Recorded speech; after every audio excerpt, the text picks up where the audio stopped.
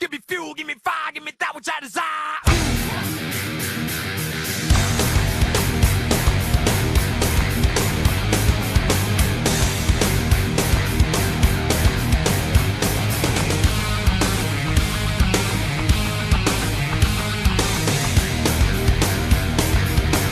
Last time out at Homestead Miami Speedway, we had a bomb of a finish caution-free, but the number 16 of Jay Randall got passed at the last split second by the number 51 of Chris Reynolds.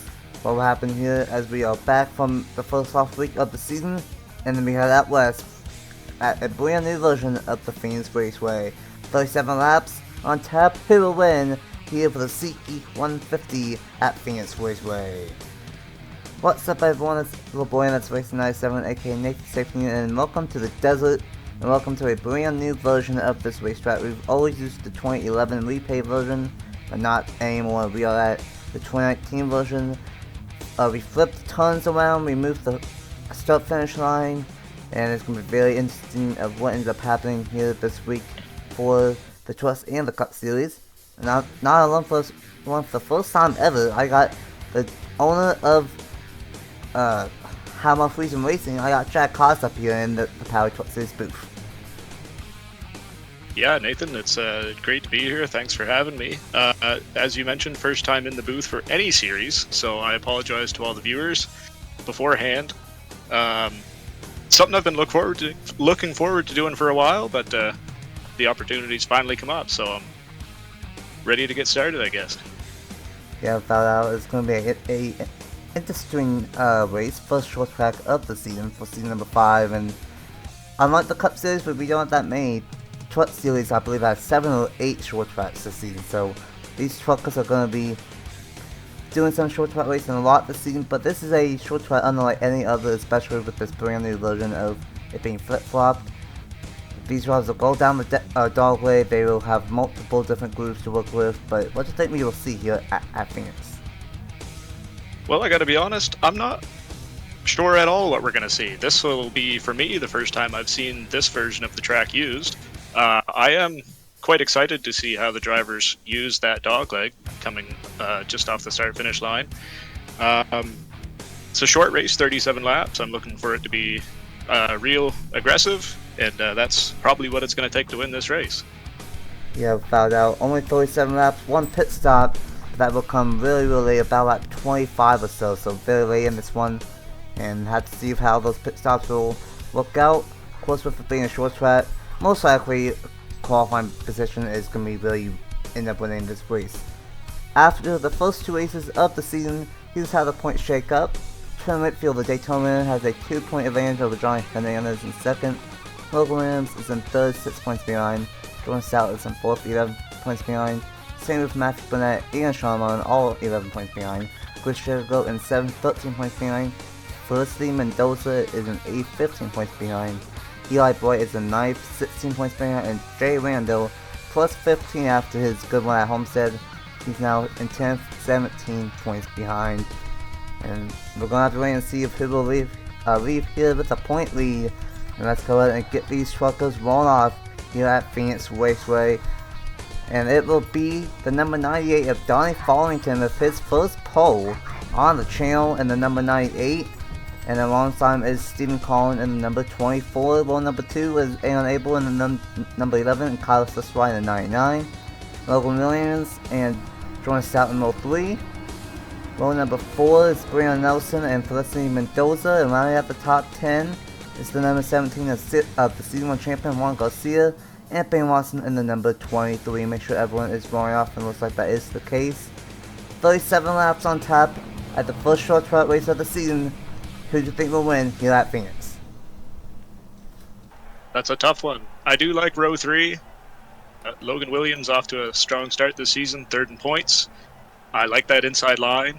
I think that's going to be what gets it done. I want to be biased, but my driver is essentially shotgun, so let's go with the 25. Not a bad pit. Logan Williams has been fast in both series so far. Let's see if he can continue that in the Truck Series. We have green flag racing, 37 laps of action in the desert, and we have green flag racing for SeatGeek 150 at Phoenix Raceway.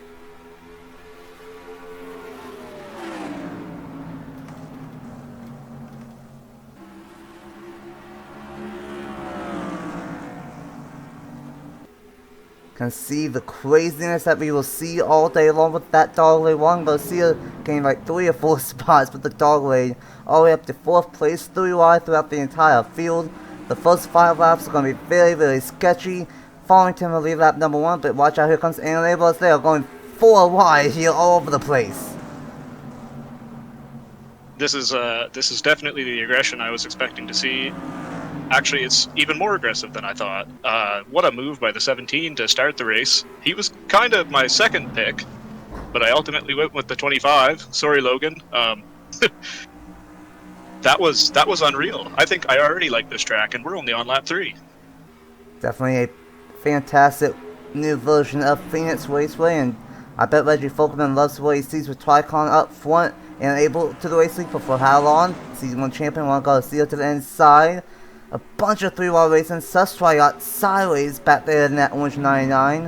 Juan Garcia is going to get to the inside of Farmington and take second away. Going to be Toyota 1-2 as here comes Stephen Collin for third. That is a heck of a run for Tricon to start this race. I know, if I'm not mistaken, the sorry, I wanted to call it K&N, but the ARCA West Series. Did Juan Garcia not win the championship for that just a couple weeks ago? He did. Garcia's is indeed a 2-time champion. That's what I thought. Do you know how he finished? I believe they raced at Phoenix. Do you know how he did there? I don't remember. I think he did pretty good in that race. I would be willing to bet. It looks as though the experience, although a different format of the track, same general location, it looks like that's definitely paying off today as he goes for the race lead on his teammate. Sorry, I'm still getting used to the roster. Aaron Abel. Aaron Abel and Juan Garcia the top 2, and Logan Williams, he's starting to move his way back up to the front in that number 25. Tyler is going to be a factor here. That's one big difference with this new Phoenix, is that Tyler's going to be a factor. In the cup race, it's going to be about a second and a half. For these truckers, it's going to be about a second. Oh my goodness, 98's going to move the 24 out of the way. We talked about short track. Well, there's some short track racing right there. That is short track racing indeed. And just getting back to the tire wear you talked about, I'm really looking forward to seeing how that plays out as the run progresses. I'm really expecting, or I don't know if the high side's going to be as effective as I'd like it to be, but as the tire wear progresses, I think it's really going to come in kind of like you see the 56 up top there. I think, well, maybe not that far off, but so that was a little higher than I thought maybe, but Skylar Taylor really going for it there. Hopefully later in the race that's going to work out, just not yet apparently. Yeah, that might be a little bit too high. I think the second lane might sometimes work. I believe I saw the 24 make that second lane look on Farmington and was able to stay in that third position. I think if you go too high, like what Logan Williams just did right there, that's going to slow the momentum down the line. Here we go for the race lead. Tricon 1-2, but we might swap the season 1 champion Juan Garcia to the inside of Aaron Abel. Abel will lead this lap, but Garcia's going to go down to the dog lane and try to take the race lead away from his teammate Abel and Garcia, the top 2. Absolutely, and that's just more of that experience showing off as well. Juan Garcia being one of only 2 drivers in the field today in their 5th season of Powerade Truck Series, Eli Bright being the other one. That's nothing can make up for experience, and Juan's been around longer than really anybody other than that Mr. Bright, so it's paying off, clearly. Yeah, definitely, even though it's a new version, it's still a similar shape of the old Phoenix and definitely played out, but Abel not a rookie to say so himself. I believe second or third season in the Truck Series, but he's going to go way wide. That's going to allow Stephen Collin to go to the inside. Don't know what happened to Abel. Might have just locked up the tires or something, or got onto the brakes and shot to the right instead of going straight. He's going to keep second for now. Stephen Collin is in third, Farmington in fourth. Logan Williams is going to move the 98 out of the way. A couple of shots. I actually liked what I saw from Abel there. Once he's lost the lead, as he's getting ready to lose another spot to the 24 of Stephen Cologne there. I liked what I saw the last lap going into turn 3, trying that higher side. He was able to hold it, had the run off of turn 4. Looks like he's going to lose it here, but one of the first to venture up that high in turns 3 and 4. slide job from Steam Colin a little bit right there, and it's gonna be interesting if eventually the Tyler will. Oh my goodness, the 32 sideways back there. Right in front of the 23 and the 16. These guys are starting to get sideways off these corners. Tyler's starting to take into effect. Should be 25 laps on fuel roughly, so we are about halfway through this fuel window, and definitely seeing the tires on fuel taking into effect. Here comes Jordan Stout to the inside of Skylar Taylor, and same with Sean Mullen in the 38. Boston's development driver that had a terrible August season. Brian Nelson making his way up towards the front. Matt Johnson as well, and things are starting to settle in, but top two of Steam Colin and Juan Garcia, of course Steam Colin, driving for GMS Racing. He owns Carl in the Cup Series, so this is the only series that can get a race victory, and I bet he would love to get a race win. One in that second lane, trying to close in on the number 16. That's what I like to see right there. And another experienced driver heading for that race lead, so we should have a good battle on our hands here in another lap or two, if it even takes that long. This race is flying by, Nathan. I can't believe it. We're over a third of the way already. Lap 15. Yeah, it's only. Oh my goodness. Ooh, that 13. That's about the 13th lane. That's not gonna work. Yeah, there's maybe maybe 1 or 2 lanes, maybe 2.5 lanes here, but that was the 4th or 5th lane, way in 1 and 2, and I mean it kind of worked out a little bit, but don't know how much. Yeah, it looks like there's a half decent run coming, but I don't know if I'd want to make a living up there by any means. It's like we've seen them in real life try to run the wall through 1 and 2. It kind of works, but I'd be amazed if anybody made it work in NR. As I say that, here comes Mac Johnson with the run to the inside of the 11. Matt Johnson's making that outside lane work. He is still carrying a bunch of momentum from when he went to the top side. And you mentioned that experience about these top two, but starting to pull away from a pair of rookies from ThorSport of Matt Johnson and Donnie Follington. And we got ThorSport and Tricon, and then we got a GMS truck in the 24. And how about CO7 with Brian Nelson? He might have a long one truck moving very nicely up towards the front. And same with the 45, the highest niche truck of Anthony Hernandez. And there's the 16 of Jay Randall, got second at Homestead a couple of weeks ago. He's just outside the top 10 in about 13th position. And look at that 13 going way up high again. But the run he's going to get off turn 2, that's what he's looking for. It wasn't as big as I was expecting this time, and now he's got a challenge to the inside. You took the words right out of my mouth, though. You've got the top 6, both ThorSport and Tricon, two trucks each. This is definitely looking like one of those two teams' better tracks, and the performance is showing today.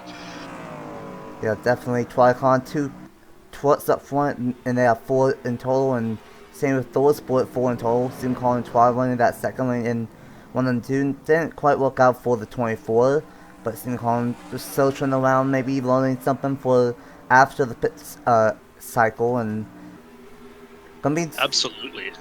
And it's gonna be about 10 laps after the pit cycle, so you won't have a lot of time to search around and learn something for that last 10 laps. But it's about 0.3 of a second. Steam Colin 20 closing on Juan Garcia still.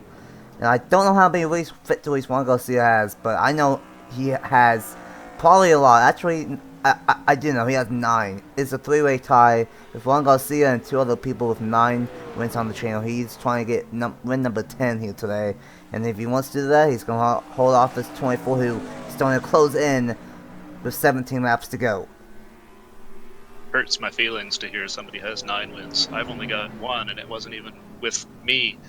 I was a different name at the time, but that's a story for another time anyway. I'm going to be honest, I'm a little surprised we haven't seen anybody take the turn down to pit road yet, or at least I don't believe we have. We are past halfway in this race. Oh darn, I saw the 52 in that shot. I didn't like that. Oh boy. But as we have a battle for the lead, Stephen Colon looking inside the 17 of Juan Garcia. This is going to be good, and I'm almost disappointed that we have a pit stop in between this. I'm just hoping we get the same battle afterwards, because this is going to be good for the next 15 laps. 15 to go, yes. Yeah, 15 to go. Exactly. Should see pit stops in about 3 to 5 laps time, and Stephen Collins going to take the race lead. GMS out front, Tricon in second, and Thor split in third.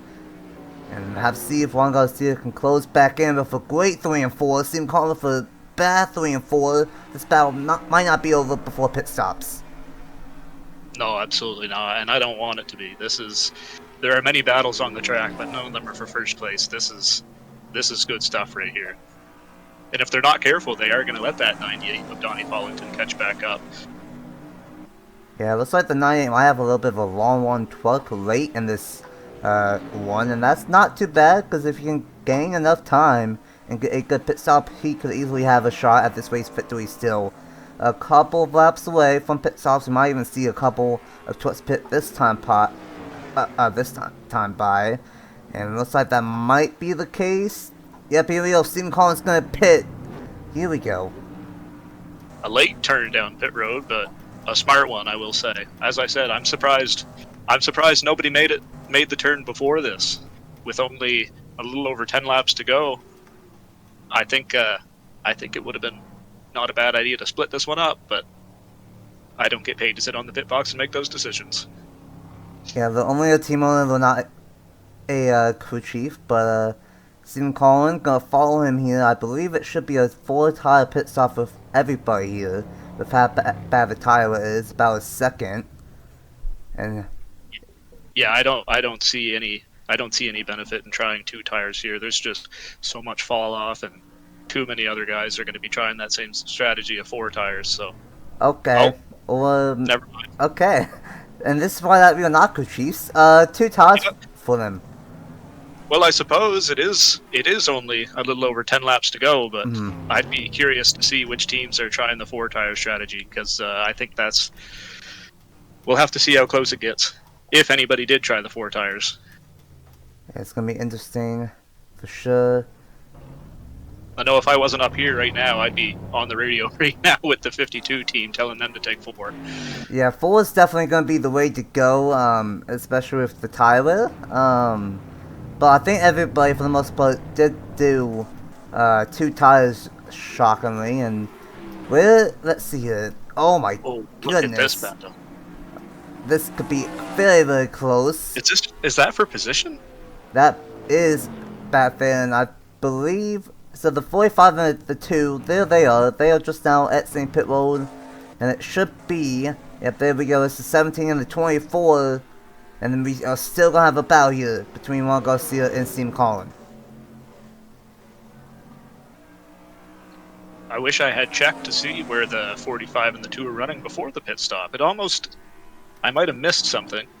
I thought I saw the 45 coming down a second time, but it does show him as the leader, so I don't know what I'm talking about, I guess. But I think I saw the 45 of Hernandez slowly making his way to the front. I think he was just about inside the top 10, if not already there. The two truck, though, I have no idea where William Ayers came from. I don't remember seeing it anyway. Yeah, he kind of popped up out of nowhere, and now he's inside the top half of the field almost, but he's going to get passed by Ben Watson right there. And it's going to be interesting because the 45... it's inside the top 5 now with that strategy, so great one from Anthony Hernandez in the 45, but this is going to be a duel between the number 17 and the number 24, Juan Garcia and Stephen Collins. They have a 2.5 second gap between third on back, so it's either going to be Juan Garcia or Stephen Collins, 2 of the more experienced drivers in the Truck Series. I believe Stephen Collins might have 3 or 4 seasons under his belt, and then Garcia in his 5th. 7 laps to go here in the SeatGeek 150. That is correct. You had that right. I've got the roster open right now just because I was paranoid, and I can confirm to you that this is the 4th season for the driver of the 24 truck. Lots of experience between the top 2 and Stephen Collins. I bet he would love to stop Juan Garcia from getting that 10th win on the channel and to be the first guy to have double digits on the channel. It would only be fitting that Garcia would be the one to get it done with being the first 2-time champion and being the first one to get 10 wins. Something happens the same with Oskin. He might have missed his pit stall. There is a broken pit stall here at Phoenix, unfortunately, and that might have been what happened to the number 12 of Sam Oskin. 5.5 laps to go, and Stephen Collins starting to close back in on this number 17. Yeah, and these two are pulling away from the field as well. I got my wish. It looks like these two are going to battle right down to the end, and it's only going to be these two. I don't know who's going to be Stephen Collins or Juan Garcia. Garcia will speed a little bit slower at the moment. Stephen Collins running a little bit lower than that number 17, and I don't know who's going to get the job done. Juan Garcia with a defensive line. Stephen Collins is going to go way wide in 3 and 4. And that's going to lose all of his ground that he just gained the last couple of laps. Yeah, we're way too early in the cycle to be trying that. I mean, you almost have to with as few laps that are left, but that's just clearly not the move at this time. I was going to say right before that corner that Juan Garcia was starting to take a defensive line and try to block some of the runs, but he really didn't even have to that last lap, as you see the 24 back to the bottom, trying to gain the ground he just lost. Yeah, I don't really know why he did that. He did gain again last time by, went from 0.41 to 0.35, so it did gain again. But he's running out of time, only 3 laps to go, and that move might have cost the Stephen Collins this race victory. Coming to 2 laps to go, we went caution free at Homestead, and it looks like we might go caution free again. But a lot like Homestead, we had a 2-twat battle, and we have a 2-twat battle again. Getting a 10th that last lap, 2 laps to go. It's not over. No, not at all. But that might do it right there. We're gonna have to wait and see if he gets the run off of turn 2, but I'm not sure. We saw it work a little bit before the pit cycle. It doesn't look like it's doing quite what Steven wanted it to. Steven tried running outside lane, not really gonna affect him that much.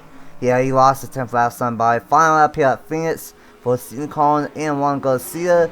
As long as Juan Garcia does not massively mess up this final lap, he should be able to get the job done. A fantastic battle between the top 2. But off of turns 3 and 4, Juan Garcia is going to do it again. The history maker on the channel is going to do it once again. 10th win, make it 10 on the channel. Juan Garcia will win the SeatGeek 150. That's great to see. Congratulations to the Tricon team and Juan for that victory. I haven't been around all that long in the NR community in general, but it seems as though anytime something important happens on your channel, Nathan, it's Juan Garcia is not too far from it. So fitting end, deserving winner. Great race, really great race. Fouled out second caution free race, but once again a second race that has a one-on-one battle between the top 2, and Juan Garcia, first driver to become a 2-time champion, first driver that won the Season 1 Truck Series championship. Now, as long as I think I am correct on this, he is the first driver to have 10 wins on the channel. What a accomplishment for Juan Garcia, and Stephen Collins a also close second. Who knows, if he didn't go wide a couple of times, we would be having a different story here. Jordan Stout in 3rd, Green 1 for Mount Nowhere, Matt Johnson in 4th, Sean Martin in 5th, Brian Nelson in 6th, Jay Leando in 7th, Logan Williams in 8th, Anthony Hernandez in 9th, and Donnie Follington dropped back from 3rd to 10th on the pit stop. That's unfortunate for the 98 team. Angel Gutierrez, Abel, who was a monster in the top 5, dropped back to 12th. Watson up to 13th, good one for that 23 team. Skylar Taylor, Eli Bright, Lopez, Burnett, William Fitzwater, and Zidell, the top 20. And going through the rest of the results. And unfortunately, I think that is what ended up happening to Sam Oskin.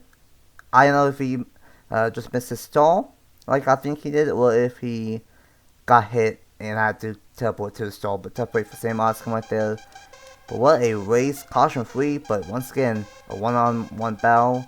And Juan Garcia gets the win at Phoenix. What's the final thoughts of the SeatGeek 150?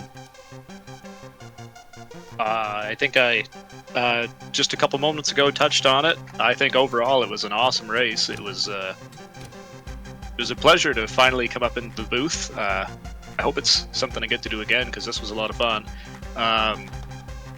It's a shame when you have such good battles up front you really don't get to see a lot of the rest of the field, which is, I'm sure a lot of these teams and owners would like to see some more TV time, but I mean, you're not going to turn away from that battle for the lead. And I do just want to say, at the start of the race, you and I had touched on it. We just kind of joked, getting on the topic of poor Fitzy still waiting for that first win on the channel. We saw he started this race in, I believe it was 28th or 29th, and I see he actually made his way up to 19th. So I'm not too bad. Impressed with that. Yeah, he only started a couple positions ahead of my driver, Johnny Hernandez, and definitely had the better passing truck for the day. But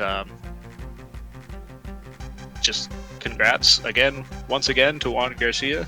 A great race run today and a heck of a battle, and I'm looking forward to the next one already. This was awesome.